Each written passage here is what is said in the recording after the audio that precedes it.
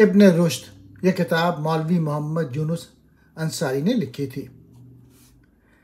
इब्न रुश्द यानी इस किताब में इब्न रुश्द की सवाने उमरी, उनका कलाम, उनका फ़लसफ़ा और यूरोप में इसके फ़लसफ़े की अशार उर्दू में बल्कि तमाम कदीम मशरक़ी तसानीफ़ में सबसे पहली है जिसमें इब्न रुश्द के मुतालिक इस कदर मालूमात। इब्न रुश्द का जिक्र अरबी किताबों में बहुत कम आता है। आम तारीख़ी किताबों में सिर्फ इसके साल वफ़ात का दीन इस्लाम के ज़बरदस्त असर की वजह से जहाँ अरबों की अमली हालत में हैरत अंगेज़ ताकत पैदा हुई थी, वहाँ कुरान के मौजज़ाना असर ने उनमें इल्मी शौक़ भी खासा पैदा कर दिया था। स्पेन में मुसलमानों ने किस कदर जल्द इल्मी तरक्की शुरू की और किस कदर जल्द उन्होंने अदब, तारीख़, हदीस, कुरान, लुग़त वग़ैरह में मशरिक़ी मुसलमानों के मसावी दर्जा हासिल कर लिया था। लेकिन अगर उलूम व फ़नून की इस फ़हरिस्त में किसी इल्म का नाम तुम न पाओगे तो वो फ़लसफ़े का नाम है। फ़लसफ़े से मुसलमानाने अंदलुस नफ़रत करते थे। इब्न रुश्द की तबाही के असबाब में मौरख़ीन के इख्तलाफ, अंसारी की पहली रिवायात, अंसारी की दूसरी रिवायात, आम मुसलमानों में फ़लसफ़े के अशात पज़ीर ना होने की वजह, 6वीं सदी हिजरी के मुसलमानों में फ़लसफ़े से नफ़रत का हाल। इब्न रुश्द अंदलुस के जिस अरब ख़ानदान में पैदा हुआ वो नहायत मोअज़्ज़ज़ ख़ानदान शुमार किया जाता था और अपने इल्म व फ़ज़ल के लिए मशहूर। इब्न रुश्द चूँकि अंदलुस के एक ऐसे ख़ानदान में पैदा हुआ था जो पुश्तहा पुश्त से उलूम व फ़नून का मालिक चला आता था, इसलिए ख़ुद उसकी तालीम और तरबियत में बेइंतहा एहतमाम किया गया। इसके बाप और दादा दोनों साहिब दर्स थे और दूर दूर से लोग इस ख़ानदान के अफराद के पास तहसील इनकी गर्ज से आते थे। मुइनुद्दीन बिन अरबी जो अंदलुस के मशहूर फ़क़ीह सूफ़ी गुज़रे हैं, उनसे भी इब्न रुश्द के ज़ाती ताल्लुक़ात थे। इब्न रुश्द और इब्न तुफ़ैल में गहरे ताल्लुक़ात थे। इब्न तुफ़ैल ही के मशवरे से इब्न रुश्द का वो इल्मी कारनामा ज़हूर में आया था जिसके बाइस 3 सदियों तक इब्न रुश्द लातीनी इल्मी हलकों में ख़ास क़द्र व मंज़िलत की नज़र से देखा जाता रहा है। इब्न रुश्द को जितना इल्मी शौक़ था, इसी कदर वो कसीरुल अशग़ाल भी था और इन गू नगू मशागिल में तसनीफ़ का सिलसिला भी जारी रहा। एक तरफ उसके इल्मी कामों के लिए सुकून और दिमागी और फ़रागी खातिर की ज़रूरत थी। आखिरी उम्र में इब्न रुश्द अपने वतन कुर्तुबा में मुकीम रहने लगा था जहाँ वो अपना सारा वक्त इल्मी मशागिल में गुजारता। इब्न रुश्द की तबाही और बर्बादी चूँकि एक हैरत अंगेज़ वाक़या है, इसलिए मौरख़ीन ने उसके असबाब की तहक़ीक़ में बहुत जद्दोजहद की। बात यह है कि इब्न रुश्द ने अरस्तू की किताब अल हैवानात की जो शरह लिखी, इसमें ज़ारफ़ा के ज़िक्र में लिखा कि मैंने इस जानवर को बादशाह बर्बर यानी मंसूर के यहाँ देखा है। यह मामूली तरीक़ा ख़िताब मंसूर की सरी मंसूर बादशाह को जब इसकी खबर हुई तो वो इब्न रुश्द के कत्ल पे आमादा। मंसूर को ये जुमला इतना नागवार हुआ कि हरचंद इब्न रुश्द के जानिब से माज़रत भी की गई, ताहम मंसूर का गुस्सा धीमा ना। रवायत यह है कि फ़लसफ़े में इन्हमाक रहने की वजह से बाज़ औक़ात इब्न रुश्द की ज़बान से आज़ादाना कलमात निकल जाते थे और यह बात अवामुन्नास को नागवार गुजरती थी। उस वक्त लोग अहदे की वजह से खामोश हो जाते थे, लेकिन जब नागवारी ज़्यादा बढ़ी तो ये शिकायतें बादशाह के कानों तक पहुँच गईं। असल में इब्न रुश्द की तबाही का बाइस सिर्फ ये था कि वह दिन रात फ़लसफ़े में मशगूल रहता था और इस बारे में अवामुन्नास की बरहमी की बिल्कुल परवाह नहीं करता था। यहाँ तक कि अक्सर इस ज़बान से आज़ादाना कलमात भी निकल जाते थे। मुसलमान मौरख़ीन आमतौर पर इस बात में मुत्तफ़िक़ हैं कि इब्न रुश्द की बर्बादी का सबब उसका फ़लसफ़े में इन्हमाक और मंसूर बादशाह का मजहबी तासुब था। इब्न रुश्द पे जो जुर्म लगाया गया था वो इल्हाद और बेदीनी था और चूँकि यह हैरत खेज़ वाक़या था जिस पर इब्न रुश्द के हम अंसरों में सनसनी फैल गई, इसलिए लोग असली हकीकत दरियाफ़्त करने से यकीनन गुरेज करते होंगे। ग़र्ज़ क़बल के सदियों में फ़लसफ़े का जो असर दुनिया इस्लाम पे छाया हुआ था, 6वीं सदी हिजरी में उसका असर अशीर भी बाकी न रहा। इब्न रुश्द के पेशतर इमाम ग़ज़ाली बगदाद के मदरसे निज़ामिया में बैठ कर फ़लसफ़े की जान तोड़ तरदीद कर चुके थे और उस ज़माने में फ़ला मुकाम पे फ़लसफ़े की किताबें नज़र आतिश की गई थी। आज फ़लाँ फ़लसफ़ी को हुकूमत के अहदे से माज़ूल कर दिया गया था। गर्ज यह कि फ़लसफ़ा चारों तरफ से मसाइब का शिकार बना हुआ। अंदलुस की हालत मशरिक़ से भी ज़्यादा इस बारे में बदतर थी। यहाँ मुद्दत से अवामुन्नास के गुरों में फ़लसफ़े के ख़िलाफ़ बरहमी चली आ रही थी। इन वाक़यात के होते हुए इब्न रुश्द ने फ़लसफ़े पर तवज्जो की और इस तरह के अरस्तू को इमाम और पेशवा बनाया।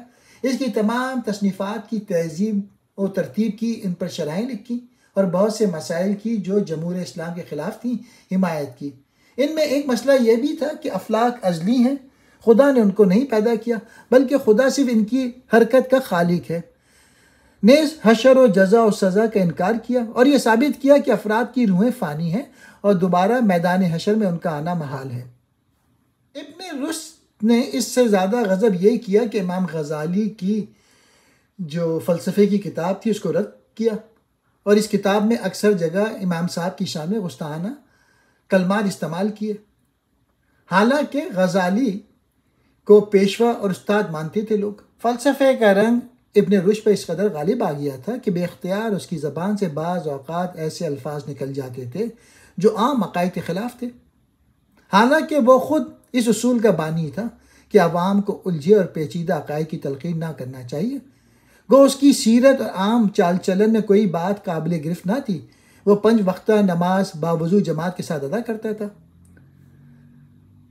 वो हर नमाज के वक्त ताज़ा वज़ू करता था, लेकिन बाज़ औक़ात बेख्तियारी की हालत में जल्ला के कुछ क्या उठता था।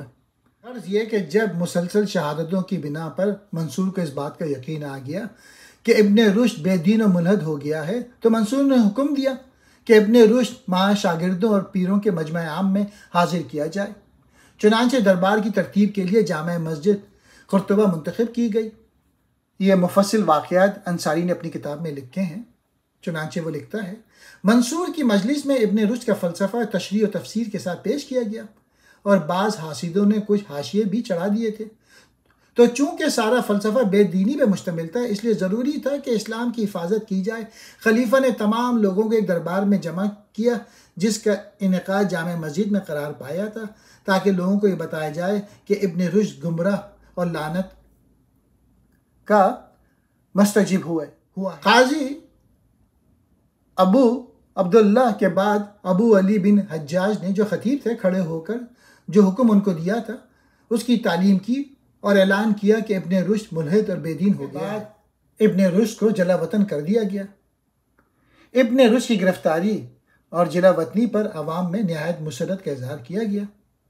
शोरा ने उस मौके पर मुसरत आमेज़ नज़मों के ज़रिए से खूब तबाह आज़माई की। ज़माने जला वतनी में यहूदियों में उसकी बड़ी कदर मंजिलत बढ़ गई और दूसरी जानिब मुसलमानों में उसकी इतनी ज़िल्लत हुई कि गरीब जहाँ जाता रुस्वा किया जाता। जला वतनी के क़यूद इस कदर सख्त थे कि कोई अजनबी शख्स उससे मिल नहीं सकता था। थोड़े दिनों के बाद मंसूर बादशाह भी फ़लसफ़े के मुताले में मुनहमिक हो गया और फ़लसफ़े की बर्बादी के जो अहकाम पहले नाफिज किए गए थे वो उसने मनसूख कर दिए। अब वक्त आया था कि इब्न रुश्द अपने फजल कमाल की दाद पाता और इतने दिन अफलास के मसाइल जो उसने बर्दाश्त किए थे उसकी तराफ़ी हो जाती और उसके ताज फजीलत पर दौलत का तुर्रा भी नज़र आता। लेकिन बेरहम मौत ने उसका मौका ना दिया और वह मराकश में बीमार हुआ और फिर 10 दिसंबर 1198 में वो मर गया। लेकिन 3 माह के बाद लोगों ने कब्र खोद के लाश निकाल ली और कुर्तुबा ले जाके उसके ख़ानदानी कब्रिस्तान मकबरा अब्बास में दफन की। इब्न रुश्द की वफ़ात के बाद अंदलुस के इल्मी हालात में जो इनकलाब पैदा हुआ, अब्दुल वाहिद मराकेश इसको इतना बयान करता है कि जब मैं अंदलुस गया तो उस वक्त इब्न रुश्द के साथियों में सिर्फ अबू बकर बिन ज़हर जिंदा थे, मगर बेहद बूढ़ा हो गया था और उठने बैठने से माजूर था। इस हालत में भी उसके जोश तबीयत का यह आलम था कि उसने मुझे अपनी नौ तसनीफ़ कलाम सुनाया।